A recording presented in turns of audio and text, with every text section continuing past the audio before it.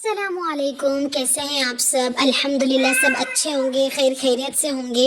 और आज मैं बहुत ज़्यादा नर्वस हूँ क्योंकि ये मेरा पहला व्लॉग है, तो आप सब लास्ट तक ज़रूर देखिएगा और बिल्कुल मेरी निजी और रियल ज़िंदगी पर है। कुछ भी इसके अंदर मैंने एक्सपेंसिव ऐड नहीं किया है, जो मैं डेली करती हूँ ना वही सारी चीज़ें इसके अंदर ऐड हैं। रोज़ाना सुबह मैं उठ जाती हूँ फजर की अजान के टाइम और कभी-कभी लेट भी हो जाता है। सबसे पहले फजर की नमाज़ अदा करती हूँ, उसके बाद अपने औराद व वज़ाइफ पढ़ती हूँ।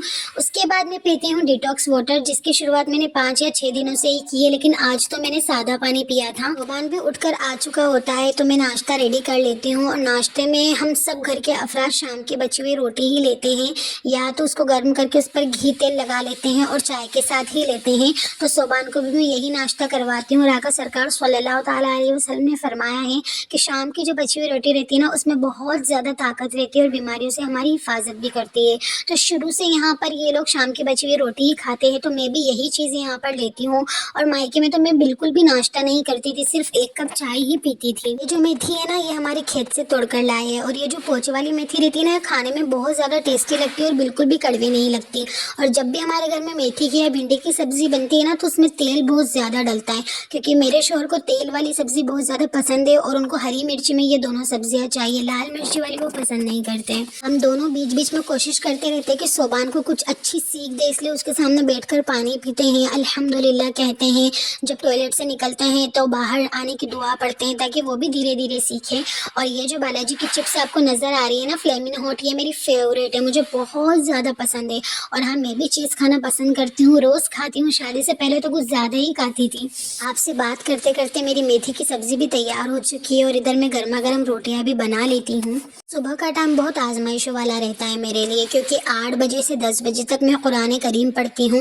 अल्हम्दुलिल्लाह मैं नाज़िरा कर रही हूँ, मतलब कि कुरान पाक को सही मखारिज के साथ अदा करने की कोशिश कर रही हूँ। तो उसी की मेरी क्लास चलती रहती है, तो 2 घंटे मेरे उसी में चले जाते हैं, इसलिए घर का काम करने में लेट हो जाती हूँ। आपको एक किचन क्लीनिंग टिप बताऊँ, जो हमारे साफ़े के कपड़े रहते हैं ना किचन के, जिससे हम चाय की तपेली पकड़ते हैं या रोटी वगैरह सेकते हैं, तो उस पर बहुत सारे दाग लग जाते हैं जो कि ईजिली नहीं निकल पाते। तो आज मैं उसको निकालने का तरीका आपको बताऊंगी। ये मैं दूसरी बार ट्राई कर रही हूँ, पहली बार मेरा 100% रिजल्ट रहा था।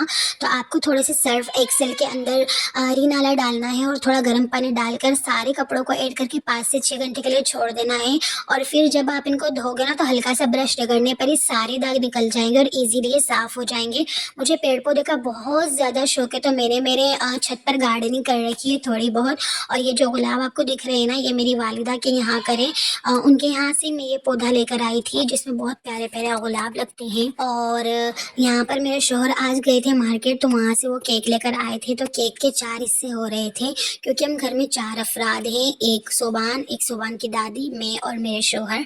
तो चारों हिस्से हमने केक के बराबर कट कर लिए थे और सबने खाया। माशाल्लाह से बहुत ही ज़्यादा टेस्टी केक था। अल्हम्दुलिल्लाह मेरे शौहर बहुत अच्छे हैं, अल्लाह उनको नजरे बद से बचाए, वो सबका ख्याल करते हैं और कुछ न कुछ खाने की चीज़ वो लेकर आते हैं, तो हम सब मिल बांट कर खाते हैं। वर्क भी लेकर आए थे साथ में, तो ये तो मैंने और सोबान ने ही खा ली थी। सोबान बहुत बिगड़ रहा है, बहुत मस्तीखोर हो चुका है ये। सारे घर के काम करते करते मुझे 1 से 2 आराम से बच जाती है और जोहर का टाइम हो जाता है। बहुत कम होता है जब मैं जल्दी फ्री हो जाती हूँ। बच्चे को भी हैंडल करना पड़ता है, बीच बीच में उसका भी ख्याल करना पड़ता है। मैंने पूरा घर किचन सब क्लीन कर लिया था। और अगर आपको मेरे व्लॉग अच्छे लगे तो एक कॉमेंट ज़रूर कीजिएगा।